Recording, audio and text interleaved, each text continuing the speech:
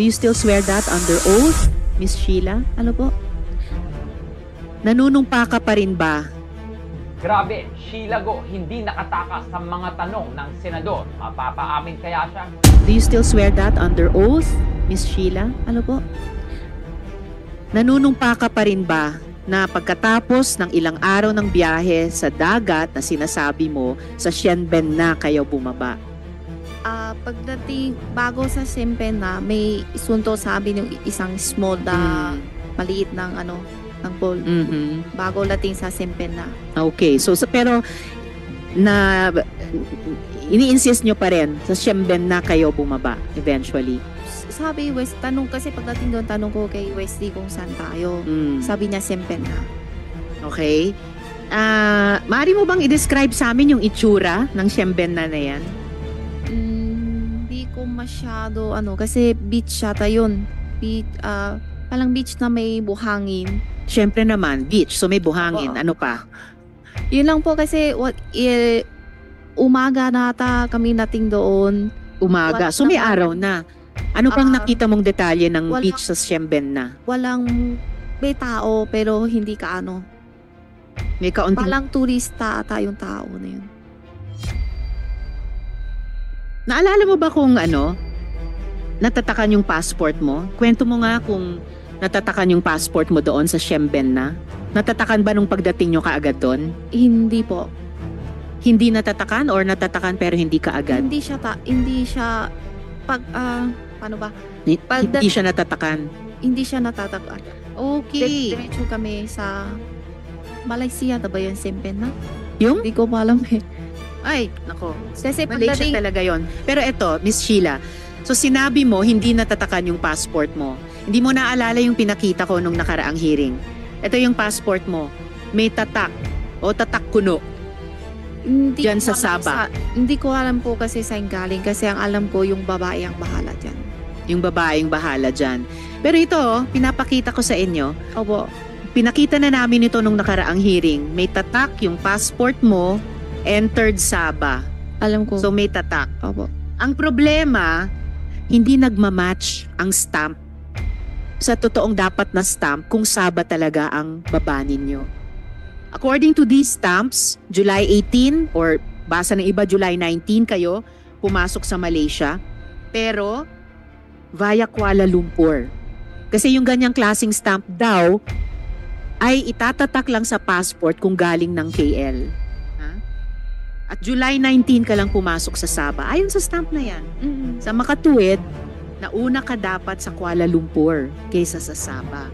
Pero ang kwento mo noon hanggang ngayon, mula Pilipinas, galing sa Sabah. Dumaan muna ba kayo sa Kuala Lumpur bago sa Sabah? Kuala Lumpur po. Miss Sheila naman, Malaysia din. Oh, Malaysia. Kasi pagdating kami sa Xianben na, may biyahe pa kami. Biyahe kami tapos dalating sa isang lugar, Malaysia na yan. Nakainan alaw kasi kami doon. Bago tayo dun sa mga pinuntahan nyo pagkatapos ng Sabah, kung talagang pumunta kayo sa Sabah, kasi pati dyan sa stamp na yan may duda eh. Sheila, sasabihin ko sa inyo yung napag-alaman namin galing sa mga kaibigan naming napagtanungan sa Sabah mismo kung saan kuno stinamp itong stamp sa passport nyo. Sila'y galing sa Democratic Action Party, sister party ng Akbayan Party sa Malaysia, at wala silang dahilan magsinungaling tulad ng duda namin sa sinasabi mo. Ayon sa kanila, wala kayong legal entry sa Sabah. Pati yung stamp sa passport na nag-i-indicate na dumating kayo sa Sabah, fake daw yung stamp na yan. Kinumpara nila sa totoong stamp na dapat tinatatak sa Sabah. Pero ang nakukumpirma nila, ito credible information na ng aming komite, subcommittee, dumating kayo sa Kuala Lumpur noong July 18. Kaya ang gusto kong malaman, paano kayo nakapasok, Sheila, sa Xianben na, kung totoo ito, at paano naman kayo dumating sa Kuala Lumpur? Yung tatag lang yung passport na hindi ko alam. Basta, pagdating kami sa sa Sempen na may biyahe kami sa isang lugar. Bago yun. Bago yun, Miss Sheila. Bago yung pagkatapos ng Shemben na. Wala. Bago ng Shemben na. Kung ayaw mo talagang sabihin na dumaan kayo sa Kuala Lumpur. Wala po. Dumaan ba kayo sa Bali, Indonesia, bago itong Shemben na? Bago Yun na itong hindi ko Sabah. po alam. Basta yun na ang yung biyahe ko. Hindi mo rin alam kung dumaan kayo ng Bali, Indonesia. Wala. Hindi kami na. Wala. O, ganito. Kasi panay kwentong barko ang pinag-uusapan natin. Sumakay ba kayo ng eroplano? Hindi po. Ever? Sa buong biyahe ninyo? Hindi po. Mula Pilipinas hanggang Malaysia, hanggang Wala Singapore, po. hanggang Singapore Indonesia. Singapore ang mayroong eroplano. Malaysia to Singapore. Malaysia to Singapore. O, buti na lang inamin mo na nag-eroplano kayo mula Malaysia, Singapore. Dahil imposible talagang hindi kayo sumakay ng eroplano. Opo. Kasi ang stamp ng passport mo, entry stamp to Kuala Lumpur via Kuala Lumpur International Airport. Naalala mo bang dumaan kayo sa isang Malaysian airport bago sa Sabah? Meron. Malaysian airport. Bago Shemben na. Wala po eh. Wala rin. Oo. Pero itong verified information namin mula sa isang official na grupo sa Malaysia na yung tatak na entry stamp sa Kuala Lumpur galing sa Denpasar, Bali. Naalala mo, dumaan kayo sa airport sa Bali papuntang Kuala Lumpur International Airport? Wala po. Hindi rin. Ako, Miss Sheila, yung situational awareness nyo, dapat talasan ninyo para makapagsabi kayo ng kompleto at totoo sa amin. Okay, kasi po, ano? Sempen na to basta isang Malaysia, hindi ko alam kung yung Sabah na sabi nyo o ano. Yung Shempen na mismo ay Sabah. Sabah? Pagdating yan sa Sabah na yan, may sakay kami aeroplano pupunta sa Malaysia, yung Kalumpo na sabi nyo. Yun ba yun? Kuala Lumpur. Yung palang Metro Manila sa Pilipinas.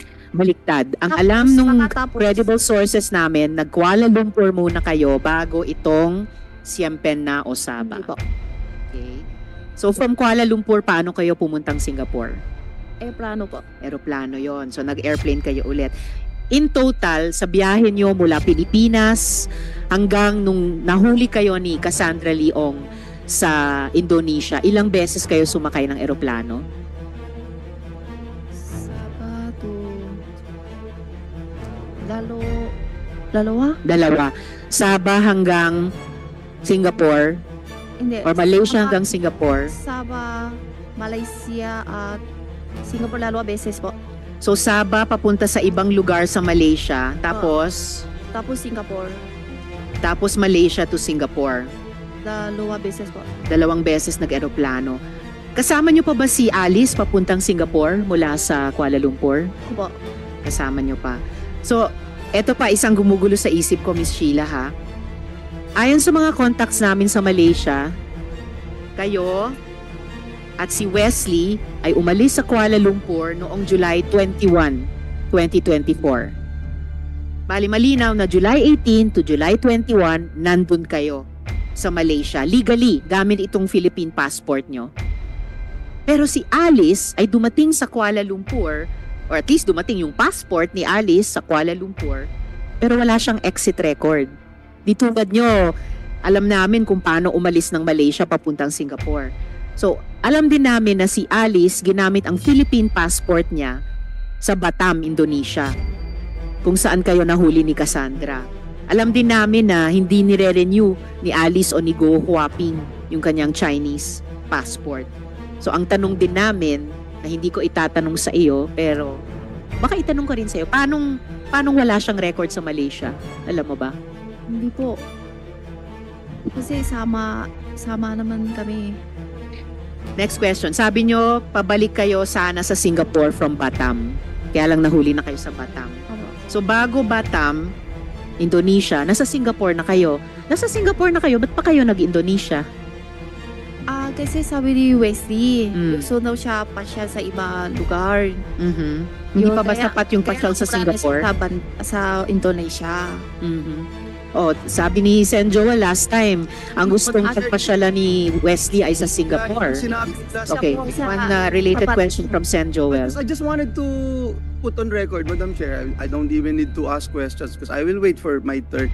It's just that last hearing, Madam Chair, Miss Sheila Go made mention about it. I distinctly remember it. I'm sure the committee secretariat would bail me out.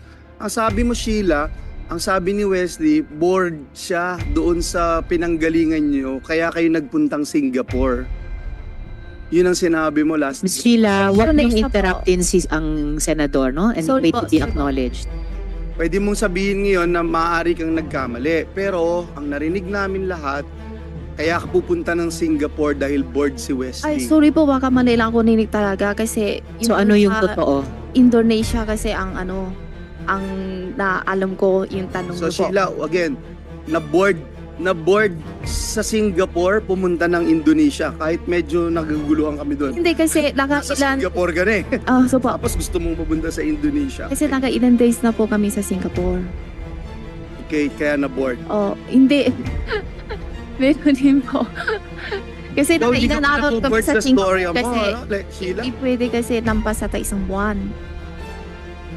sa Singapore. Miss Sheila, nagugulat ako. Well, buti na rin, tulad ng naming mga Pilipino, bilang isang Asian din, nakakayanin nyo pang tumawa kahit sa prospect na 500 years na pagkabilanggo kung ma-convict kayo sa kahit isang count lamang ng money laundering, kahit sa low end na 7 years. Sana seryosohin nyo po itong hearing na ito dahil Opo. hindi lang ang Senado, hindi lang ang House, Opo. nag-e-effort mag-imbestiga, Opo. pati yung mga executive at constitutional body sobrang interesado sa mga kaso ninyo at dapat Opo. sa maikling panahon na lamang ng aming investigasyon at yung maikling panahon na lamang posible ng executive at ng constitutional bodies ng Pilipinas, pag-isipan yung mabuti, humingi kayo ng payo sa abogado nyo, pag-isipan yung mabuti, mag-cooperate seriously sa investigasyong ito. Kung gusto nyong medyo mabawasan yung pasakit, no, na maaring saluhin ninyo dahil sa consequences ng inyong mga iniimbestiga naming ginawa ninyo. Miss Sheila, nung pumakas kayo sa Pilipinas kasama ni na Alice, hindi nyo ba alam na may arrest order na para kay Alice Go? Hindi nyo ba alam na may subpoena ang Senado sa inyo? Yung mic nyo? Hindi po. Hindi nyo alam. Kailan ang huling beses na nag-usap kayo ni Alice? Ano po? Kailan kayo huling nag-usap ni Alice? Kailan? Sa Pilipinas po? Kahit saan. Kailan kayo kailan at saan kayo huling nag-usap ni Alice? Yun sa Indonesia po. 19 o 20 yung hiwalay po kami. 19 or 20 July. Si Wesley, kailan kayo huling at saan huling nag-usap ni Wesley? Parehas din po. Pareho.